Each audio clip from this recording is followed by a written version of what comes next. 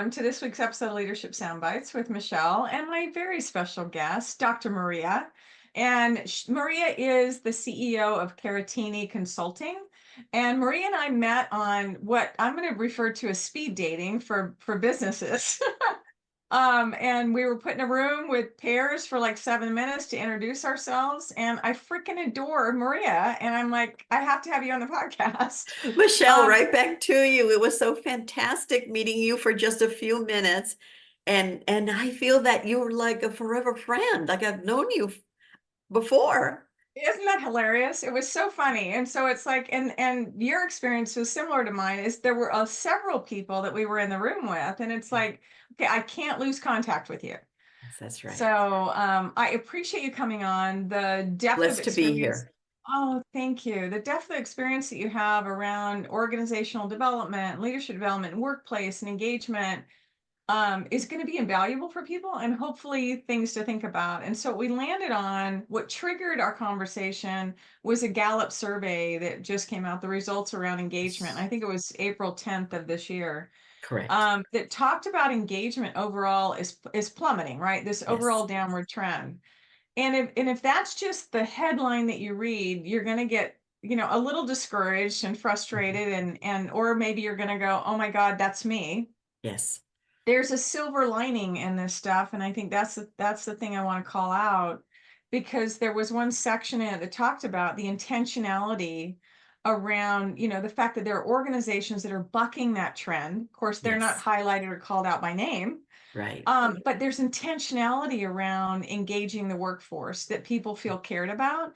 And so the quote we're going to kick off is around that theme. And I love some of the stuff before I hit record that we talked about.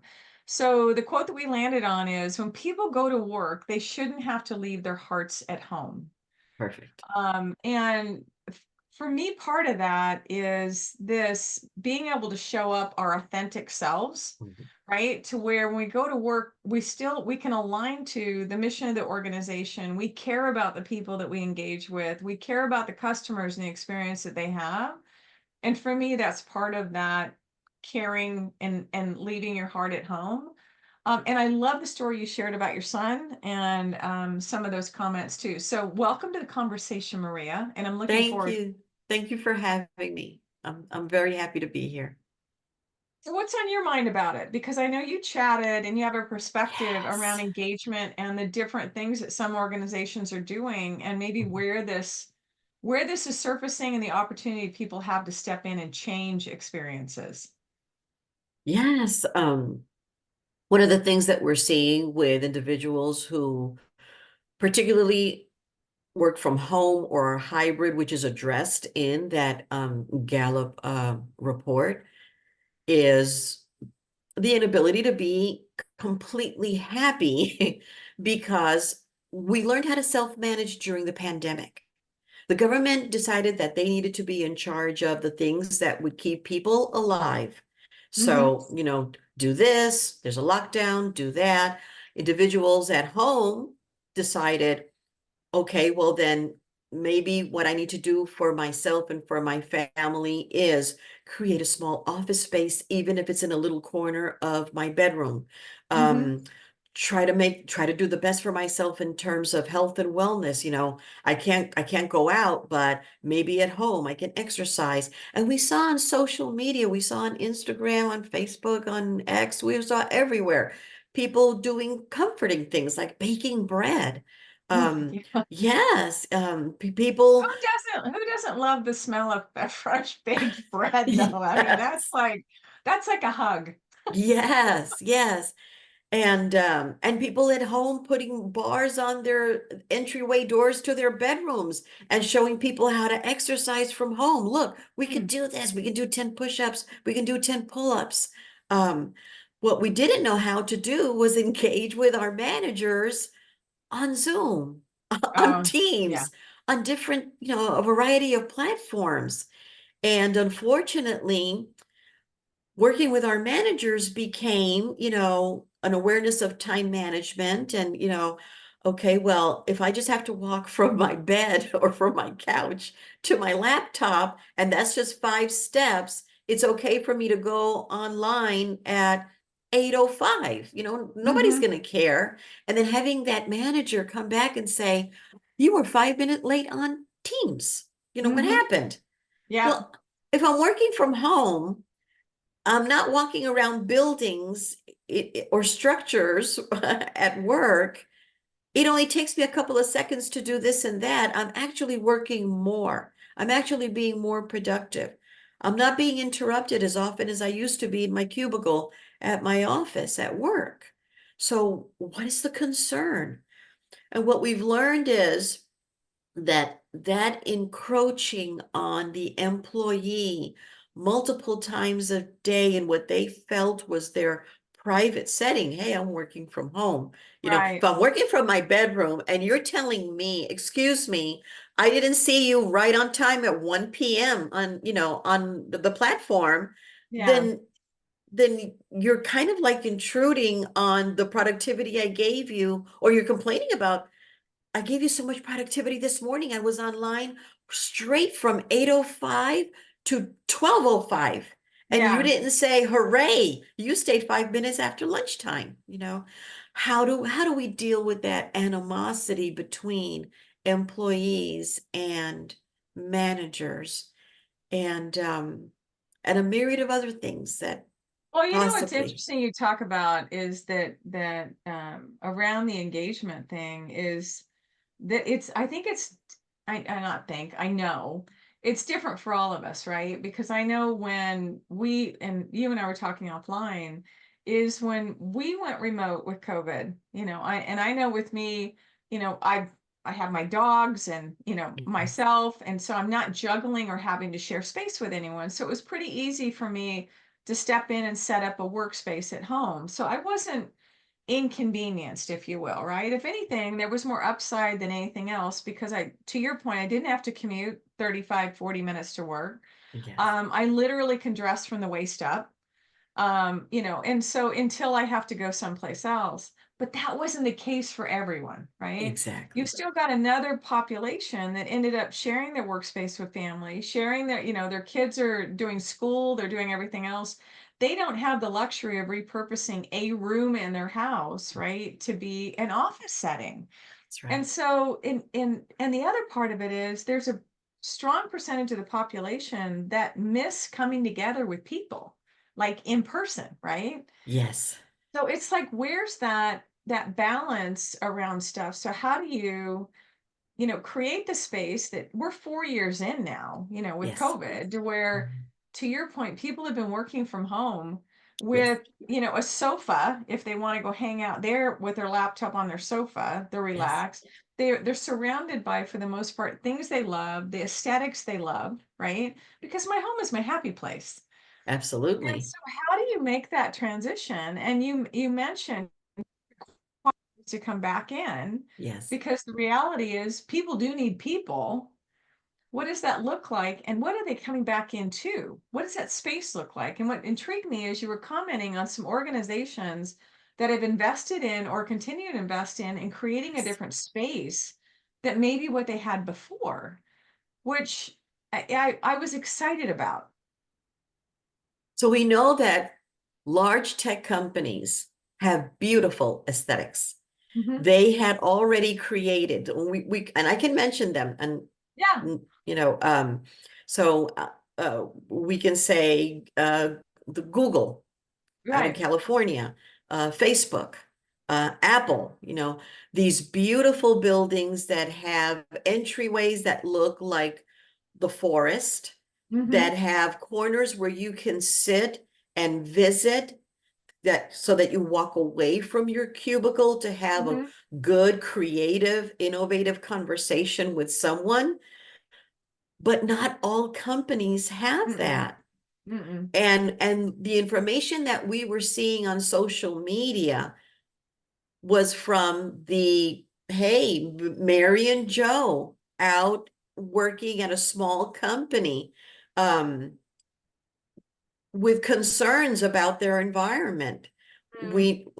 We know that some large companies actually right before the pandemic had gotten in trouble with employees complaining about their break rooms and the No. uncleanliness of the places where they were working. One of the things that happened during the pandemic that is very interesting is self-management. You know, we probably hated the place that we were working at prior to the pandemic. And once the lockdown began, we Mm-hmm. discovered we were really eating in unhealthy manners at work, Mm, and hence the baking of the bread, and individuals all of a sudden wanting to eat more greens. And, it would be better if we actually added more nuts into our salads. And so you mhm. had all of these individuals online saying, you get more energy if you drink pineapple juice in the morning. Why didn't they they give kids pineapple juice for the SATs? Nobody told us at work we should be doing the same just to pump up our brains. So we learned how to eat better. We learned how to rest better. We had all these people all of a sudden teaching simple yoga steps. Look, we're sitting too much at home. We can get up, we can stretch. So we had people working on meals, working on clothing, working on aesthetics, and zero Yes. commute. When you go back to the office, then you start to wonder, am I going to have a good meal at work? Are the aesthetics at work? I added plants at my home, Yeah. at my space. Yeah. Are there going to be plants at the office now where I work that are beautiful, that are well kept, that people care for? Is there going to be a fish tank or a fish Yeah. bowl? Because I added that at my home. Um, so a lot of that self-management, I feel, also has come into dissonance or created some dissonance with managers that failed to look at the way individuals began self-managing during the lockdown. It's interesting. I don't know that organizations they thought about it, because the word that comes to mind for me in describing a lot of the environments that I've worked in is sterile. Yes. They're not, and I think that's probably the primary difference between most homes, right? And the corporate work environment typically. And the work environment, when I'm just saying that, what comes to mind for me is because I worked in finance for years, and how it's the sea of cubicles, right? That Yes. everyone's got their own illusion of space, right? People were free to decorate however they wanted to. I was one of those people that I didn't. I mean, I didn't bring stuff from home to my workspace because it was a Um, workspace. But I think part of what we're trying to manage through, because we look back at the how do you engage people? How do you know what they even want, right? yes. What matters to you to get engaged? And when I think about engagement, it's like you're excited about the organization, the mission they're on, the people that you care for. And if you're telling me I have to go back into the work in the brick and mortar buildings full time, how do I wrap my brain around that in Mhm. terms of an engagement perspective? What's the upside? And I've been coaching leaders recently that's been the trend now. So I don't know how Yes. much of that's contributing to this downward engagement thing that we're seeing, where employers are going, we all need to come back. Let's Yes. all come back to work. Let's all come Because back. to your point, there's a difference in the time, the self-care that I can do in the morning, right? Because I typically get up a couple hours before my first meeting. But in that time, I'm doing all these things, right? There's exercise, there's meditation, there's all this Yes. stuff happening before I go to work. Yes. And the go to work is stepping in front of my computer to do whatever's happening. So if you told me, Michelle, now you're gonna drive 35 to 40 minutes, I'm looking at, okay, so now I've got to get up 45 minutes earlier than what I currently do if I want to keep my current self-care routine, whatever that morning looks like. That's right. And I think that's part of what people may be struggling with, because what's the upside of that for me, right? Does Well, that mean I'm negotiating? that's right. And then let's take a look at what managers were doing right before the pandemic in order to allow individuals at work to be a little bit happier. So we had already some conversations of work of no email Fridays. Hey, you know, let's step back.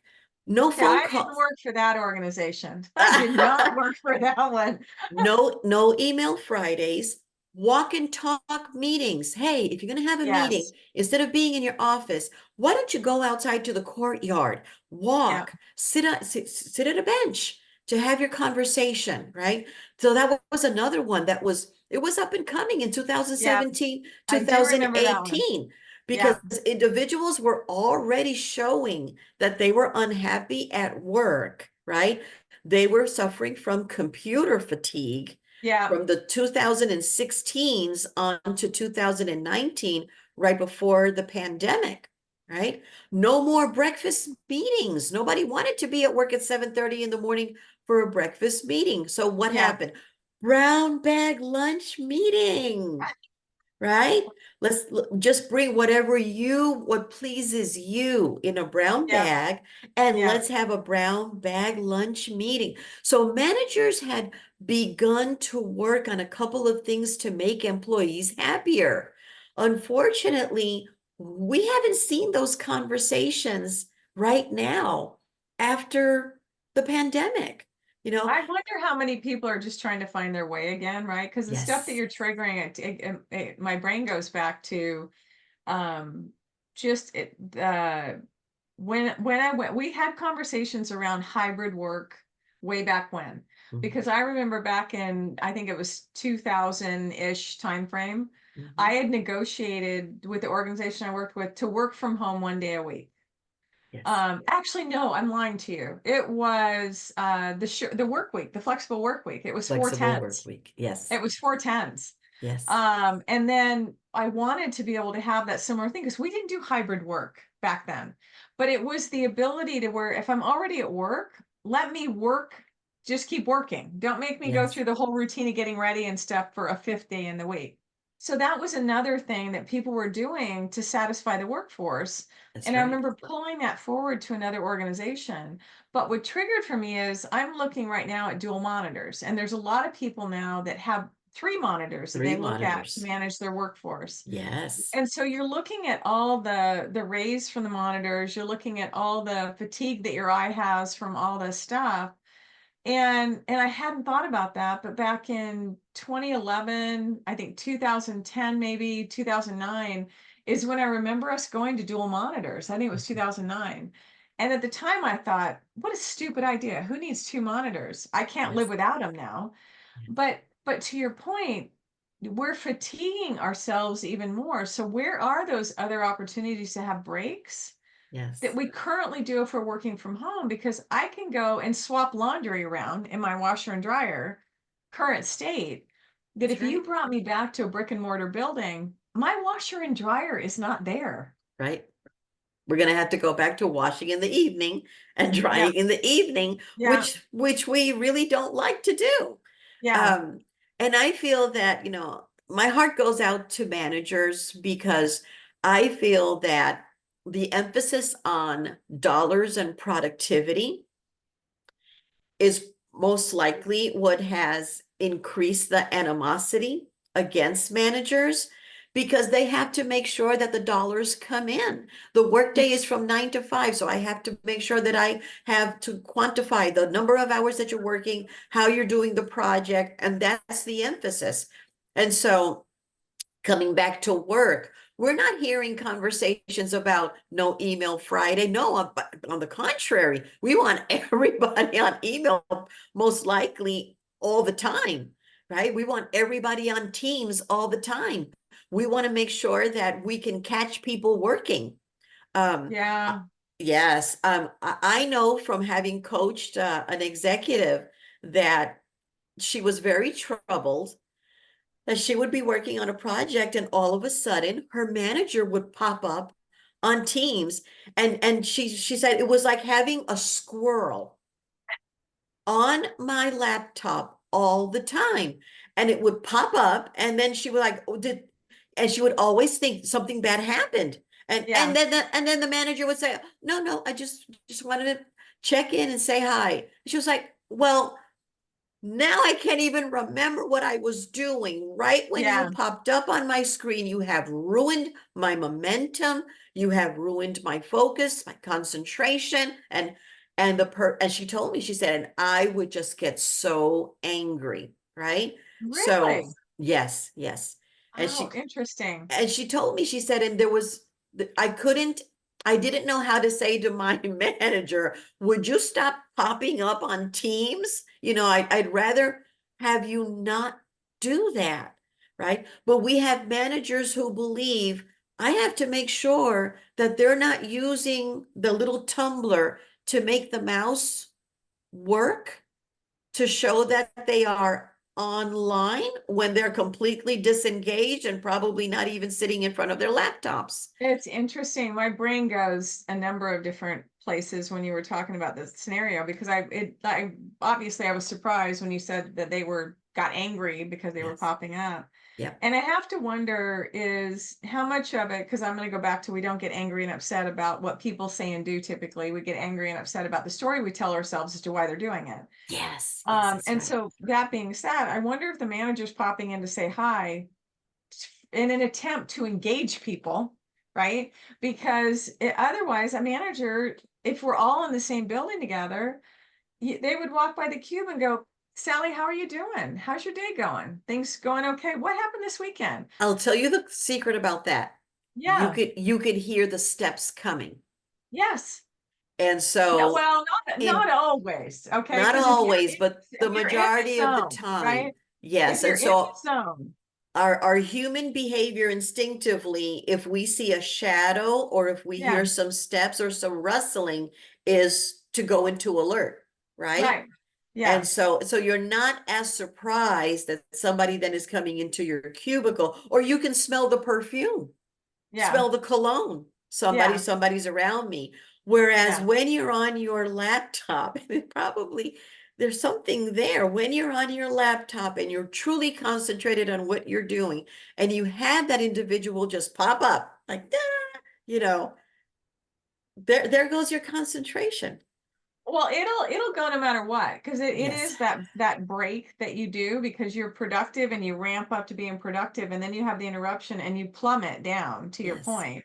yes, So in that sense, it can be frustrating. I wonder, for me, it's like, how do you get, because we talk about engagement, people being engaged, there's some disconnect in those scenarios between the intention of the person, right? Maybe wanting to go, people feel disconnected. I can't check in on them to make sure they're okay. They're my people. I care about my people. yes, Between that desire of someone to do the care of the team and make sure people are all right in this remote workforce that we have, and the needs of the people that you're trying to care for, right?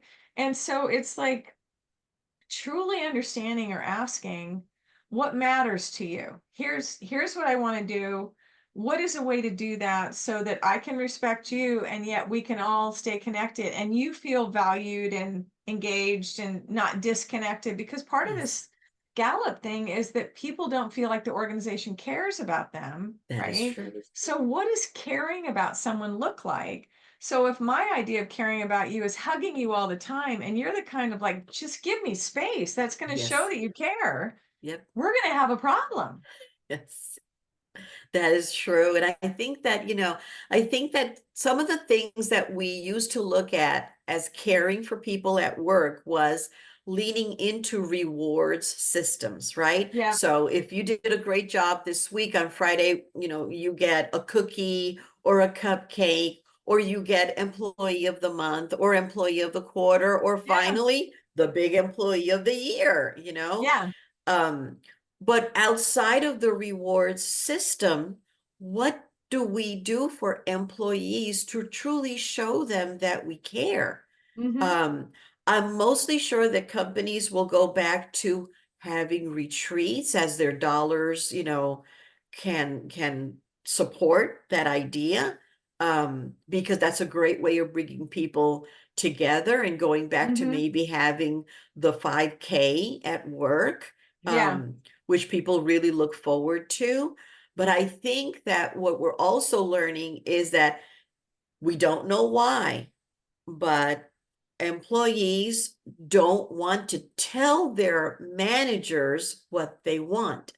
They, they want their managers to work harder and figure out what they want.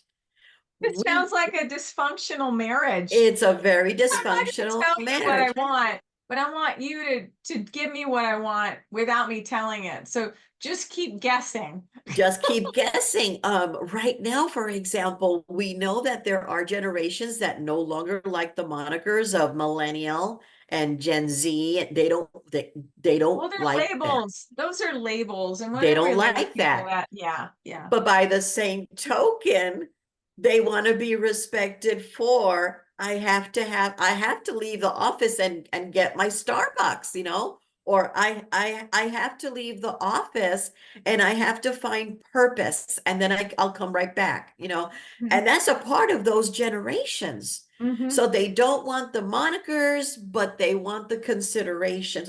So it's this dance that we're trying to, work around.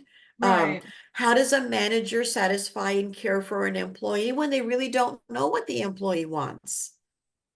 Well, and I think that's the other is how do we create the space, right? That and so here's what comes to me, Maria, is how do we I'll finish the thought. How do we create the space to where people feel safe, air quotes, to step in and share what really matters to them? Because I think that's at the core of what it is. Do I trust you with my innermost feelings and wants and desires, the stuff that really matters to me? Do I trust you with that? Yes, Are you going to stomp all over it? Are you going to take it? Because I have to agree, I'm not an advocate proponent for labels of any kind, right? that's true. Because Neither am I. it puts people in silos. Mhm, And the reality of it is we're not a bunch of clones. mhm. So when we do labels of millennial or Gen Z or whatever it may be, you put everyone as if this is you. There's things that have influenced that. And I'm going to tell you because I'm still growing up in this generation, right? I Yes, mean, and I'll be doing it until I'm no longer in this physical body. yes, I'm influenced by, what other people are influenced by. I mean, I'm not going to yes, go back to the Kodak camera. I'm not going to that's go right. back to a one write sheet for accounting. I'm embracing I'm AI and so glad looking at, you mentioned that because in the 80s, the beautiful thing was that you got a plant. If you got a promotion, you got a big desk and a plant. yeah. Nowadays, if you tell an employee, we're going to get you a nice desk and a plant, they'll probably flip. They're like, no, I want a mouse that is similar to the one that I use for gaming. I don't want a plant. And I want a silent keyboard that lights up. I don't want that laptop, you know? Or So, I want work flexibility to where if I'm working in the workplace all the time, I want to know that, maybe the job I have is not conducive to, 50% of it work from home, but maybe I've got yes, the flexibility that I can manage my work week, my work to where one day a week I've got a half a day. Right. yes, Or once a month, I've got a full day, or once every, whatever that looks like. But some conversation around giving people the break and back to we've exposed them for the last 4 years for the most part, with the exception of people that didn't have the luxury of working from home, right. to some other work style, some other workplace. I can And we've gotten confide in used to you. it. Yes, I can confide in you that going back to files of clients that I have coached, which of course, names completely anonymous, Yeah. the best managers were the ones that were considerate about family emergencies, Yes. family, yes, daycare Yeah. situations, sickness. I was going to say that one Time. came to mind for me. Yeah. Yes, yes, those were the best managers. The manager that understood that an employee needed crutches and had no money for crutches because many times healthcare does not, depending on what they have, Right. does Their not plan. cover it. Yeah. And a manager then saying, you know what? I'm gonna find a pair of crutches for you and we will deliver them to your house. Mhm. Looking at those coaching scenarios with my clients, those were the best managers. Well, because what you're telling me is you care about me as a human. Mhm. And we'll go back to the quote, is like, don't expect people to come to work and leave their hearts at home. So part of who we are as humans is that we want to know that people care about us, not care about the title that we hold, the stuff that we're cranking out, but the rest of the story about who we are beyond the title, because we're so much more than the title that we hold. Yes. So yeah, I totally agree with you. Maria, I appreciate this time. I so appreciate the depth of your experience and Thank you. I'm sitting here with stuff that you're talking about. I'm like, oh my God, I forgot about that. I didn't even know about that. So I look forward to a next time. I so appreciate being in the room with you. I So do as we too. wrap up, are there one or two things that in this conversation around engagement and employees and all that you want people to walk away with? Yes, I think it's time for us to go back to the office and maybe we need to, I don't know, play hopscotch with our managers. Let's go back to making it fun. Let's go Mhm. back to getting to know each other in a different dimension. I don't Mhm. know, maybe we need to jump double dutch, Yeah. and jump rope. But I really think that we need to go back to finding the humanistic aspect of each other rather than all of this constant nitpicking of, Mhm. you're not doing this for me, and the manager, of course, saying, well, I didn't know I had to do that for Yeah. you. And in obscurity, I cannot help you and care more for you. So Yeah. we have to find a common ground. Yeah, no, I agree. I had to laugh when you were talking about, the jump rope or whatever it is. And so if that's the thing we're gonna do, I need a little bit more lead time to ready my body Okay. to be doing that. Okay. But I think what you called out is, where do you bring I love the fun aspect of it. There needs to be Yeah. laughter, there needs to be joy in what we're doing. Because Yes. I think we have those moments at home that we can laugh at the crazy antics of our dog or whatever else may be going on, because my dog brings me joy. But like, where are those things that we can infuse that and give ourselves a little bit of breathing room, right? To be human within the confines or constraints or environment of the work and that part of it. So I love that. Thank you, thank you, Thank thank you. you. Thank you. Yeah, I appreciate it. Until next time, this has been Leadership Soundbites with Michelle and Dr. Maria. And if you're interested in being on the podcast, let me know, because I'd love to hear your perspective as well. And have a great day. Thank you.